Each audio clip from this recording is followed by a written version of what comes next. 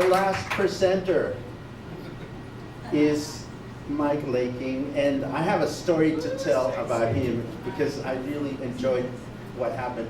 I was scrounging for presenters, but I knew that Mike would be an excellent candidate. So I saw him walking around the venue, and I said to him, I need to talk to you about an event. And I started explaining to him what the whole thing was about, and eventually I learned, because he published it on Facebook, that he thought that I was going to ask him to take photos of the event. He's a photographer. He didn't know that I was just interested in having us all learn more about the wonderful process that he goes through when he photographs plants and specifically flowers. We've all seen his work because it decorates many walls in this space. He's a very talented digital photo artist, and tonight he will speak about art photography and the business of art. Ladies and gentlemen, Mr. Mike Laking.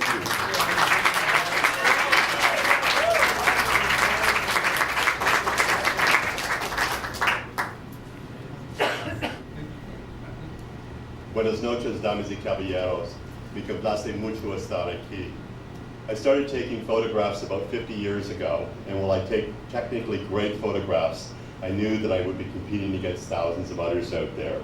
To be successful, I needed to be different.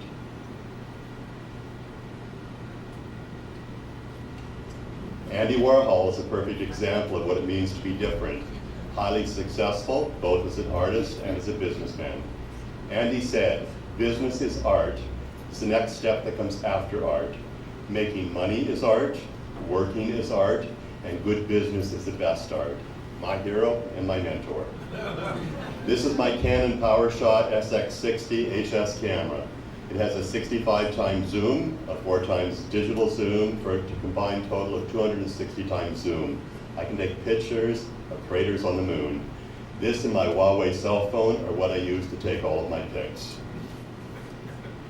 Here are some samples of what I create, some of which are hanging in this theater, and some throughout in Vallarta, which is my gallery.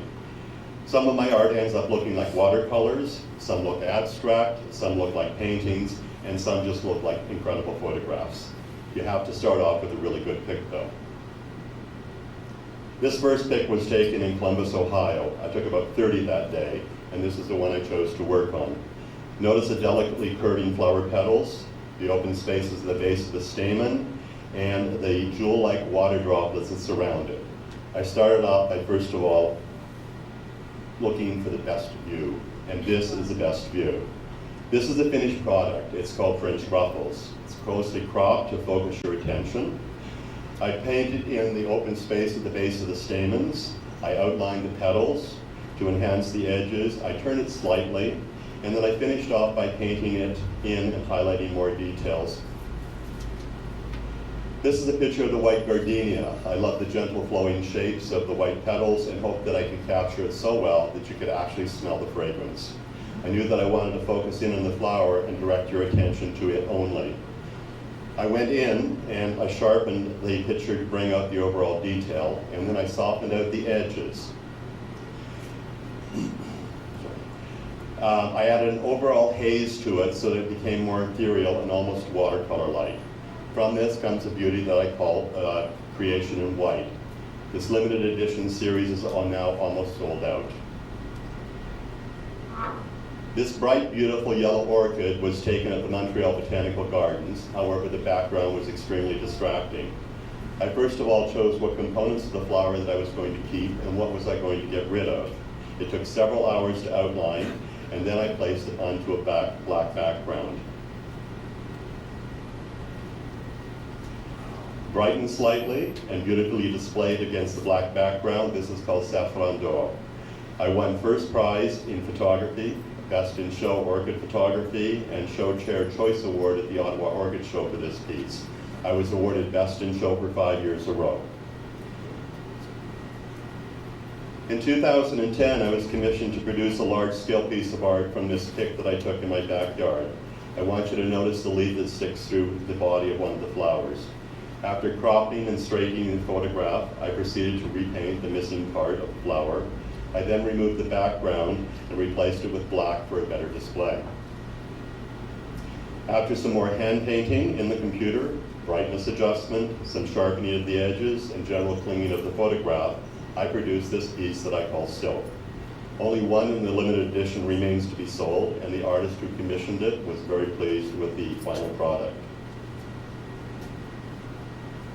This is an example of a commission that tested me to my limit. My clients wanted a Christmas card with all of the 5 of their pets. My idea of a nightmare. After several hours of shooting, I finally realized I was never going to get all 7 of them in the picture and went to part number 2. So what I did was I took 4 separate pictures. I had to cut out, resize, and then bring them back into the main picture, blending them all in. It took several hours of moving, retouching, and repainting until they all had the same exposure and look. The clients were pleased with the final result. Creating my art is a work of love. Once printed, however, the business part starts. Here are some samples of how I sign. I use a gold pen most of the time, but I also use a white and sometimes a black one depending on the art.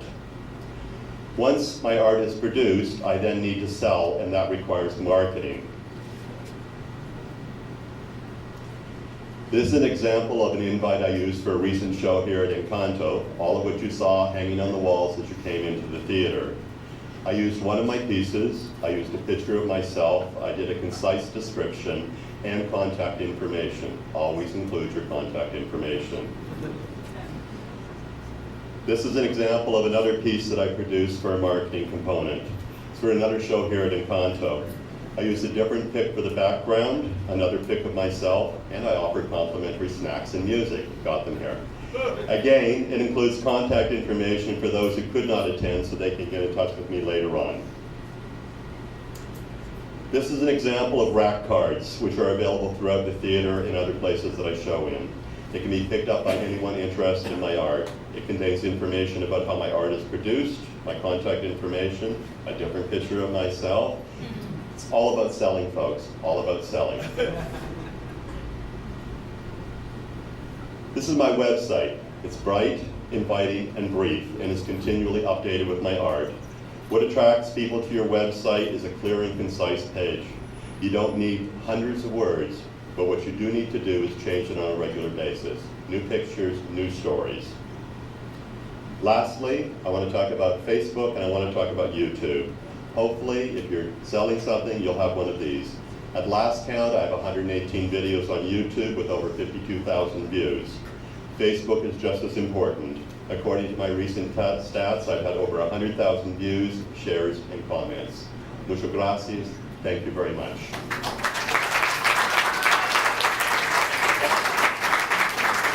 Thank you, Noel. Are there any questions for Mike?